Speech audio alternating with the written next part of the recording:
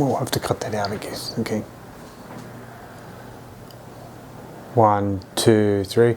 Hello, good people. It's me, David. Hopefully having a phenomenal day wherever you are in the world. And here on the Gold Coast, it's another good day. So I get a lot of inquiries from people asking, is AI replacing my job? It's a really valid concern. There's a lot of sensational stories out there of people being fired and being replaced by AI. I don't think this is the case at all. I think for most people, there are always the corporate restructuring when they add more efficiency, and to be honest, let me just be honest, they're just adding more work to the people they're keeping. Okay, AI though, what it's been able to do is complement people and the tasks they do. The kind of tasks AI right now can do are the most mundane, repetitive, basic tasks that people will be involved in. A really good example of this would be if you were to be transcribing a conversation, a telephonist, okay? I know there's also a transcriber. So this is an essential job. And it used to be that there would be a person who would listen to the dictaphone cassette, or just audio, or even live, and they would, like in the law courts, and they would be typing away, right? Now, what artificial intelligence will do is it will complement this person by being the first transcriber. Okay, it will listen through the information and transcribe it out on a document, maybe a Microsoft Word document, a Google Sheet, Google Docs, Microsoft Word, whatever you may be using. But this doesn't necessarily mean the transcriber's job's gone. I mean, they're going to still be required to edit it. But what they can do is, because the transcription is already done, is they'll be able to probably be able to read through the transcription nice and quickly, or in good time. We should quickly, I don't like that word, I shouldn't use that. They're able to read through it and just edit it where there's that requirement to just edit. So for legalese, legal writing, there may be some small edits here and there. For medical related, it may be some small edits here and there. The things that AI can't do. AI can't really think like a human.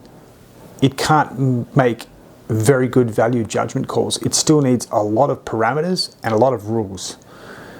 The AI coding that I write has, for every instruction, there's 10 rules around that instruction. You've got to keep it very precise. So just like appointment setting is a perfect example. So you could spend, so for the legal triage service, you could have someone on the phone for 30 minutes with a client writing down all their legal issue and all the associated events that must be noted. But what would add to an unprecedented amount of efficiency is if somebody was able to complete all that online with an AI agent. The best way to do it is actually through a web chat. If it's a long thing, like maybe a 20-minute consultation, that should be done web chat. With AI, but of course the option is always there for a voice chat as well. But what it's going to do is, so we'll say a legal receptionist, instead of her taking down all those details, AI does it, and she can then review those details and make the small edits required. But what it's done is, instead of her day being filled with a 20-minute or 30-minute on telephone consultation, it's a 2 or 3 minute edit.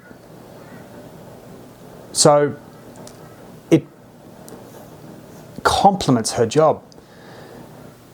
She's able to, or he, they're able to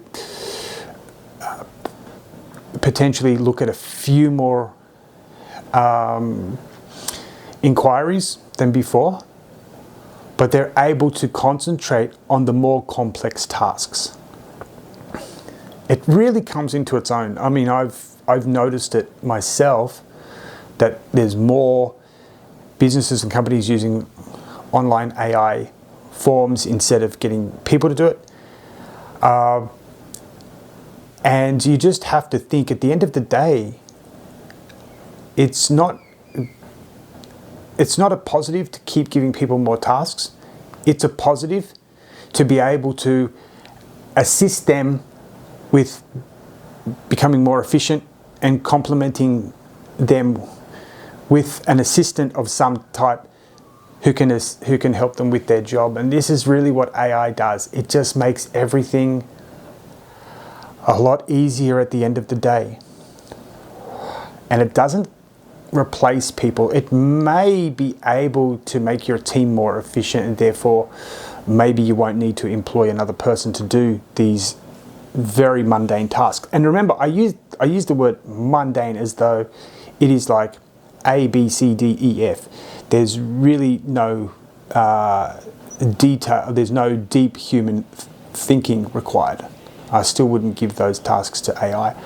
But what is most important thing is to complement the staff now, keep the efficiency going. And so that's where I draw the line right now. There's nothing too radical that I would do with AI. And yes, there are people that are promising everything under the sun, but it's just writing the code itself. I know that it's not ready. It's still not at that level. It's getting there, but it's probably a couple of years off to be reliable enough that business can trust it 100%. But these mundane tasks that don't require really the genius of human thinking, we can do. So they're the things that I concentrate on. But I don't think that AI is going to be replacing people anytime soon. It is to complement them. And when we do hear of people being fired, it's the regular corporate, let's give somebody more work to do issue that comes up. Or they've actually found out that some of these mundane tasks can be done by AI. And at the end of the day, I think that's what business has to look for, even small to medium-sized enterprise businesses. How can we just make everything more efficient and for our staff so they're not burdened by so much work? And that's exactly what I'm working on, and that's what I think that AI should be looking at doing. Anyway, good people, hopefully you will have a fantastic day today, and message me anytime. I'd love to hear from you. Bye-bye.